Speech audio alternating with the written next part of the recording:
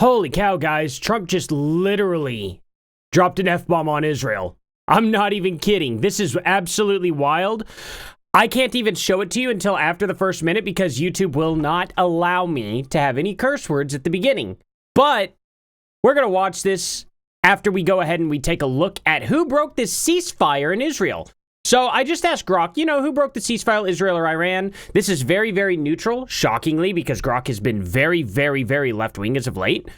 But if you read through this, you'll understand. So based on reports, both Israel and Iran have accused each other of violating the ceasefire that was announced by U.S. President Donald Trump June 23, 2025. The situation is murky with conflicting claims. Israel's claim, Israel accused Iran of breaking the ceasefire by launching missiles towards its territory shortly after the truce took effect, about 3 hours.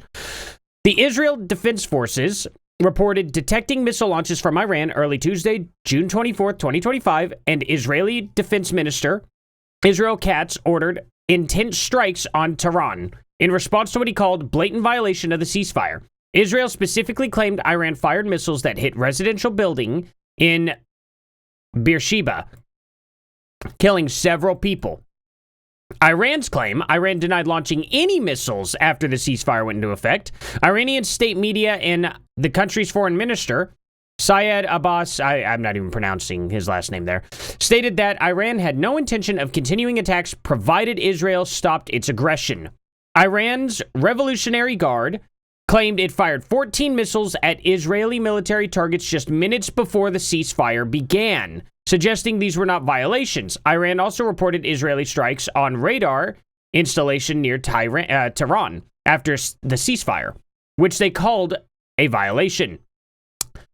This is absolutely insane that they're fighting over minutes, apparently. Israel's claiming that it happened within 3 hours, but I don't know exactly what that means. The whole point is, Iran and Israel are fighting and not willing to stop. That's really what's going on. Both sides are not willing to stop. And if Israel really enjoys that Iron Dome of theirs, they probably better listen to the United States.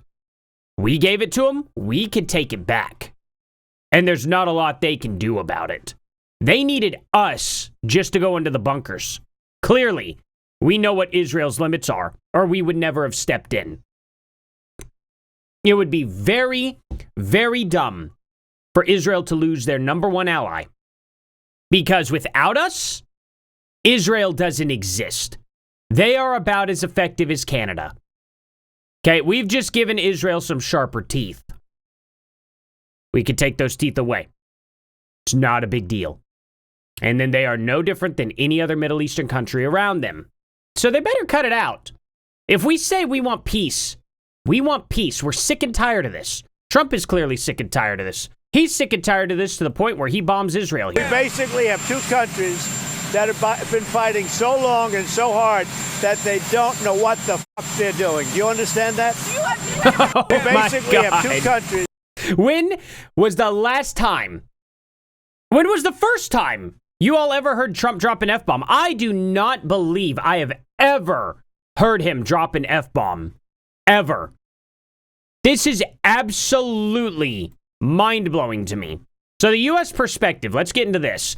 President Trump expressed frustration with both sides, accusing them of violating the ceasefire, but particularly criticizing Israel for continuing strikes after the agreement. He claimed Israel attacked a radar site near Tehran, despite his orders to stop, though he later stated the ceasefire was still in effect and Israeli planes were returning home. Context and uncertainty. The ceasefire, brokered with Qatar's mediation, was meant to start with Iran halting attacks at midnight, June 24th, followed by Israel 12 hours later. However, reports continued strikes from both sides. I don't know why he would make such a lopsided deal in general, because it's going to disenfranchise Iran. They're going to be like, why are we getting bombed still? Why did we agree to this? So I can understand why, but here's another theory I have. There are two regimes fighting in Iran right now. There may actually be somewhat of a reason why, I guess to a degree, but I don't know the inside baseball. I think there's two regimes. I think there's a regime that is very pro-United States and Israel that's taken over Iran. And I think there's the old regime that's like, we're going to fight to our last breath. I think the supreme leader is gone as well. I think he's already been taken out. And his Twitter account has been probably just hijacked. But I think there's resistance in there. And I think Israel, being as bloodthirsty as they are right now, is like, no, we will make sure the Ayatollah is gone. Completely and totally gone. And Trump's like, no, not going to happen that way. You know? I don't know. That's my theory on it. I think the new regime is the one who agreed to the ceasefire. And I think they are in the midst of taking over Iran right now. I think the Ayatollah has not agreed to a ceasefire whatsoever. But they're probably so few in number now and have so little access to actual military equipment that they're desperate. They're launching anything they can. That's kind of what I think may be going on. But honestly, I could be dead wrong on every single point I made. Just a theory. Just my thoughts. I doubt he's working that close with the Ayatollah, so I doubt they would even consider, stopping. Anyway, despite his orders to stop, though, he later said, okay, we already did this. Context and uncertainty. The ceasefire brokered between, we read that part. This is where I left off. Israel's attack on Tehran radar site and Iran's alleged missile launches created confusion about whether the ceasefire held. Some sources suggest Iran's missiles may have been fired just before the ceasefire deadline, while Israel's response came after. So, they're playing a technicality game. Iran launches missiles. It was minutes before the ceasefire. The missiles take 30 minutes to get there. 30 minutes after the ceasefire, right? And so, which side's right? Well, both are. Both are correct. That's kind of tough, you know what I mean? Conclusion, it's not effectively clear who broke the ceasefire. I mean, that's obvious. Very, very obvious. We have absolutely no clue who broke the ceasefire at all. But seeing Trump drop that F-bomb, he's mad. He's incredibly mad. Like, if I were Israel, I would be double thinking what I'm doing. I would take a double take and I'd be like, now hold on. Do we really want to make the most powerful person in the world angry right now? Because Israel's getting a little too big for their britches. They've got Trump on their side, and it took a little while. But now they've really got him actually getting involved. Why would you all ever want to risk that relationship? Think before you act, guys. I know you all are like, we are so tired of being attacked, because their Iron Dome has shown the limits of its capabilities. Absolutely shown the limits. People obviously are getting missiles through. And if I were Israel, I'd be so tired of that, because this is the thing about all these leftists that defend everything outside of Israel. This is the biggest issue. Israel gets bombed every single day, and you all do not care because the Iron Dome takes it out. And they're like, well, see, they got an Iron Dome, so it's not a big deal. No, it is a big deal. Why are you throwing stuff at Israel? It doesn't matter that the Iron Dome's taking it out. It never makes it okay for somebody to try and harm somebody. That's like saying, well, your car has windshield wipers, so I'm going to throw manure on it. Well, you still don't want the manure on it. Why would you have to use it? It's unbelievable. And they justify this completely and totally. I have friends from high school who are sitting there saying, Iran did nothing wrong. Why just leave them alone? They've been peaceful this whole time. No, they haven't. Good God, a woman shows her hair and she gets beaten to death. Are you insane? That's psychotic. Countries like that shouldn't even exist, in my opinion. China right now only exists because of their nuclear deterrence. Okay? Otherwise, we would have absolutely destroyed them a long time ago.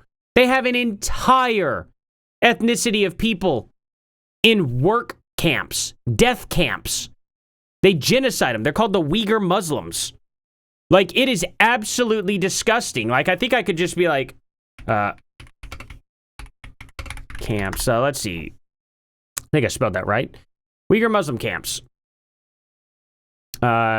Situation regarding the Uyghur Muslim camps in China's Xi Jinping region is deeply complex and controversial issue with significant human rights implications based on available information.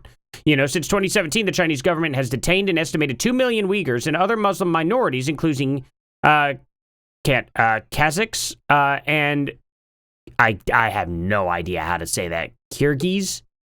I don't know. In what officially calls vocational education and training centers in Xinjiang. Oh, I was going to read it on. I didn't realize that ended there. In Xinjiang. These facilities, often described by critics as an internment or concentration camps, were established under the guise of countering terrorism and extremism and separatism. So, just, lock up millions of them, because I'm sure millions of them are just extreme, right?